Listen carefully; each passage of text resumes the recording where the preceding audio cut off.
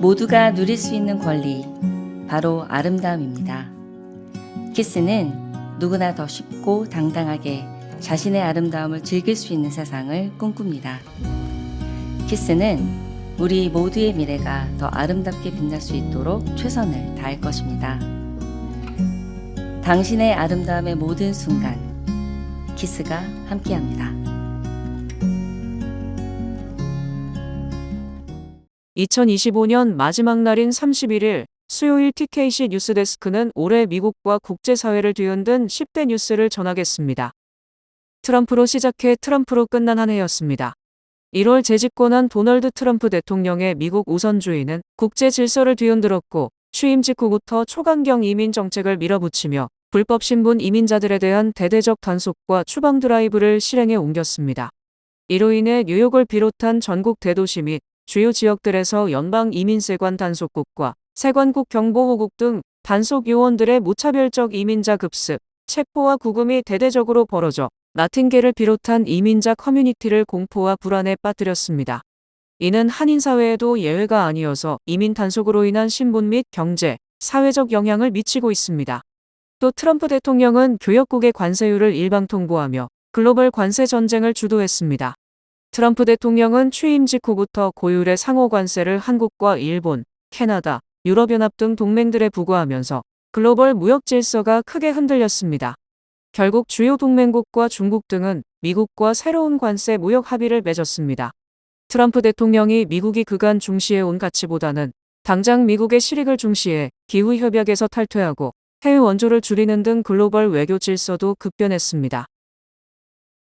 지난 9월 4일 연방이민당국이 조지아주 현대차그룹 LG에너지솔루션 합작 배터리 공장 건설 현장을 급습, 불체자를 단속한다며 한국인 근로자와 직원 317명을 포함해 475명을 체포하는 초유의 사태가 발생해 큰 충격을 줬습니다. 특히 이들 근로자가 수갑과 케이블 타이, 족쇄를 찬 모습이 공개돼 동맹인 한국과 한인 사회에 공분을 일으켰습니다. 연방이민세관 단속국이 헬리콥터와 군용 차량까지 동원한 이번 단속은 단일 사업장 기준 최대 규모의 이민 단속으로 기록됐습니다. 사건의 핵심은 전자여행 허가제 남용으로 관광 및 단기 출장용으로 허용된 이스타를 한국 기업들이 복잡한 비자 발급을 피하려는 수단으로 사용해왔고, 이에 따라 장기간 체류하며 실질적인 근무를 한 인력들이 적발된 것입니다. 이 사태를 계기로 한미 양국은 비자 관련 제도 개선을 추진하고 있습니다.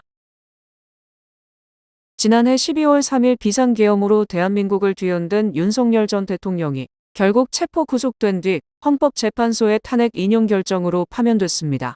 그 결과로 6월 3일 조기 대선 및 재외선거가 치러져 더불어민주당의 이재명 후보가 49.42%를 득표하며 국민의힘 김문수 후보를 꺾고 제21대 대통령에 당선됐습니다. 이 대통령은 취임사에서 모두의 대통령이 되겠다고 했습니다. 이 대통령은 한 달 만에 내각 인선을 마무리하고 추가 경정예산 편성과 주요국 외교 무대 복귀 등 국정 정상화와 함께 내란 청산 속도전에 나섰습니다. 또 이 대통령은 윤석열 정부 때 열린 용산 대통령실 시대를 마무리하고 3년 7개월 만인 29일 청와대로 복귀했습니다.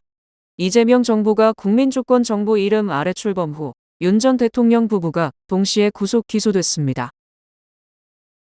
2025년 1월 초 서부 로스앤젤레스 카운티에서 강풍을 타고 발생한 초대형 산불 사태가 역대급 재난으로 기록되며 지역사회와 경제에 장기적인 영향을 미치고 있습니다. LA 카운티 내 여러 곳에서 허리케인급 돌풍을 타고 동시다발한 산불은 1만 8천 채가 넘는 주택 건물을 집어삼켜 경제적 피해 규모 면에서 역대 최악의 산불로 기록됐습니다. 극한 가뭄과 강풍 속에 3주가 넘게 이어진 산불은 24일 만에 겨우 진압됐고, 수만 명이 하루아침에 삶의 터전을 잃고 이재민이 됐으며 31명이 숨졌습니다. 산불 발생 초기에는 잘 알려지지 않았지만 한인 동포들의 크고 작은 피해도 약 300건에 달하는 것으로 전해졌습니다. 팰리세이즈 산불 지역에서 파괴된 건물이 6,831채, 훼손된 건물이 973채로 집계됐습니다.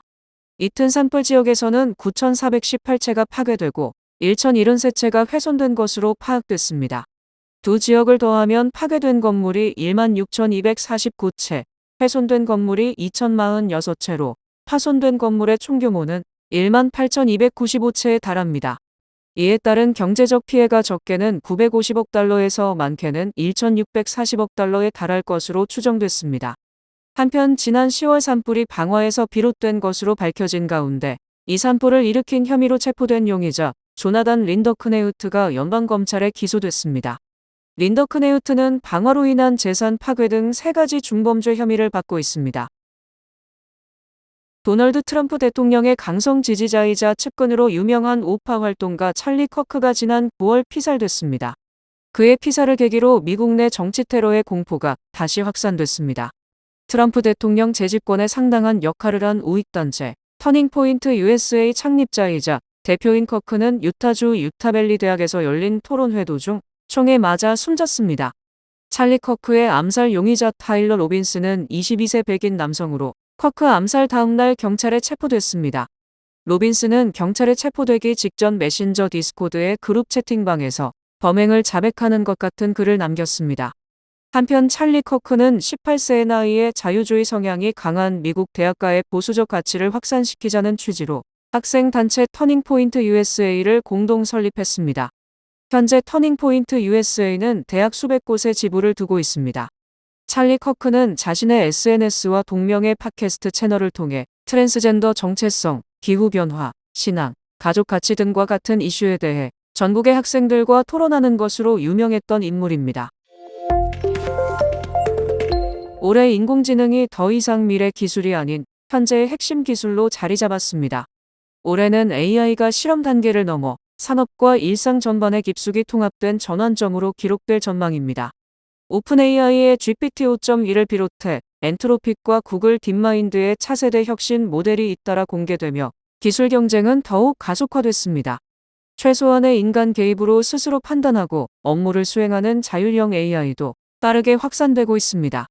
미국의 독주처럼 보이던 AI 경쟁에서 중국은 저비용 고성능 모델 딥시크를 선보이며 미국 중심이던 AI 구도에 균열을 냈습니다.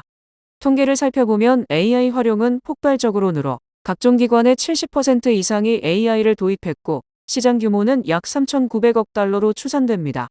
이처럼 AI를 두고 큰 기대 속에 투자 열기도 뜨겁지만 일각에서는 인공지능이 투자에 비해 실적이 부진하며 AI 기업의 주가가 닷컴 버블을 연상시킬 정도로 고평가됐다며 거품 우려를 제기했습니다.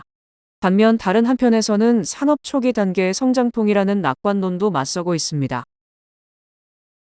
가자지구와 우크라이나에서는 올해도 전쟁의 끝이 보이지 않았습니다. 이스라엘과 팔레스타인 무장정파 하마스의 가자지구 전쟁은 올해도 종식되지 않았습니다. 이스라엘과 하마스의 가자지구 전쟁은 대규모 공습과 지상전으로 가자지구 대부분이 파괴됐지만 하마스의 저항이 이어지며 교착 상태에 빠졌습니다. 미국과 카타르, 이집트 등 국제사회의 중재에도 휴전은 번번이 무산됐고 올해 10월 7일로 전쟁 2년을 맞은 가자지구에서는 7만 명이 넘는 사망자와 함께 기아와 질병까지 겹쳤습니다. 이런 가운데 트럼프 대통령이 9월 가자지구 평화구상을 발표하며 10월 초 휴전이 성사됐지만 국지적 충돌이 계속 빈발하고 있으며 2단계 의제에 대한 양측의 견해차가 커 종전 전망은 여전히 불투명합니다. 러시아의 우크라이나 침공도 4년째 이어지며 장기 소모전 양상을 보이고 있습니다. 전선은 큰 변화 없이 고착됐고 종전을 위한 외교적 시도 역시 서방의 우크라이나 안전보장과 국경선 획정 등 핵심 쟁점을 넘지 못한 채 교착 상태를 벗어나지 못하고 있습니다.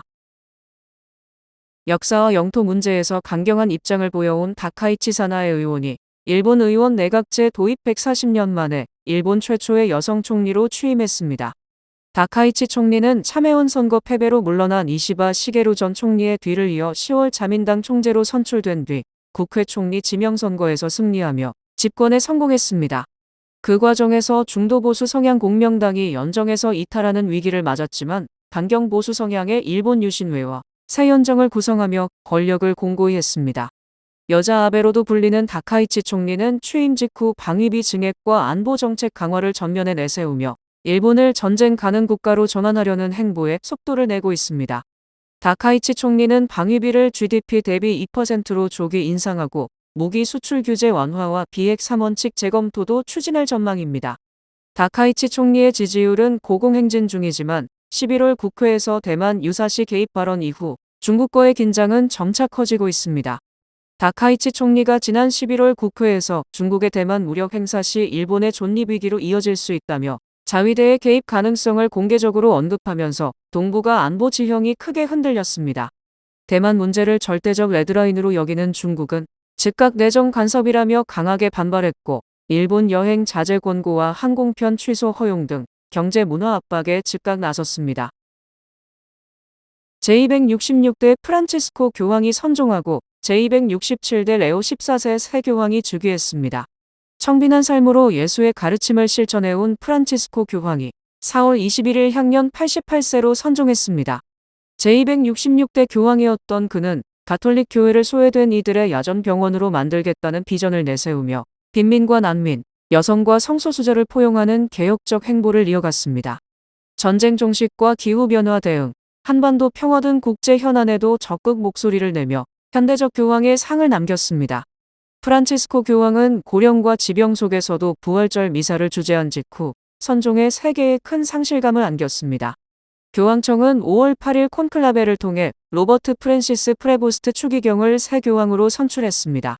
그는 사상 첫 미국인 교황으로 즉위명 레오 14세를 택했습니다. 새 교황은 프란치스코의 진보 가치와 보수파의 전통 수호 사이에서 통합을 이루고 전쟁, 기후위기, 부의 불평등 등 인류가 직면한 난제에 답해야 하는 과제를 안게 됐습니다. 올해 아시아는 미얀마 강진과 홍콩 화재 등 잇따른 대형 재난으로 큰 피해를 입었습니다. 3월 말 미얀마 만달레이 인근에서 발생한 규모 7.7의 강진으로 3,700명 이상이 숨지고 정부 건물과 주택, 학교와 병원 등 수만 채의 시설이 파괴됐습니다. 인접한 태국 방콕에서도 공사 중이던 고층 건물이 붕괴돼 89명이 숨지고 7명이 실종됐습니다. 이어 6개월 뒤 아프가니스탄 동부에서도 강진이 발생해 2,000명 넘게 숨지고 3,600여 명이 다쳤습니다.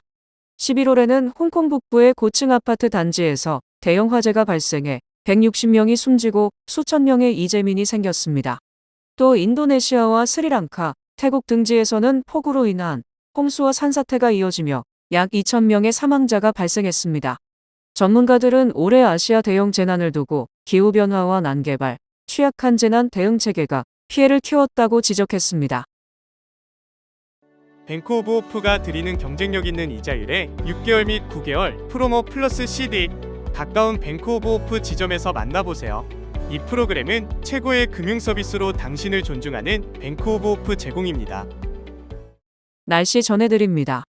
목요일인 내일은 오전에 눈발이 날리겠습니다.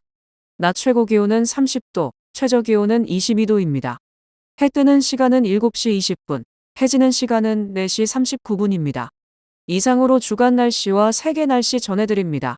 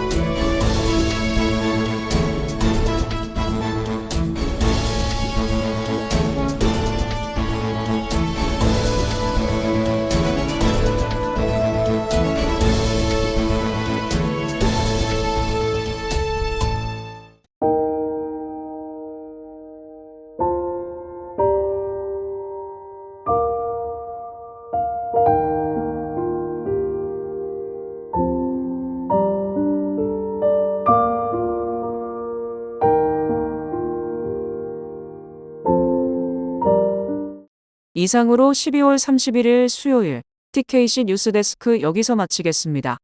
시청해주신 여러분 고맙습니다.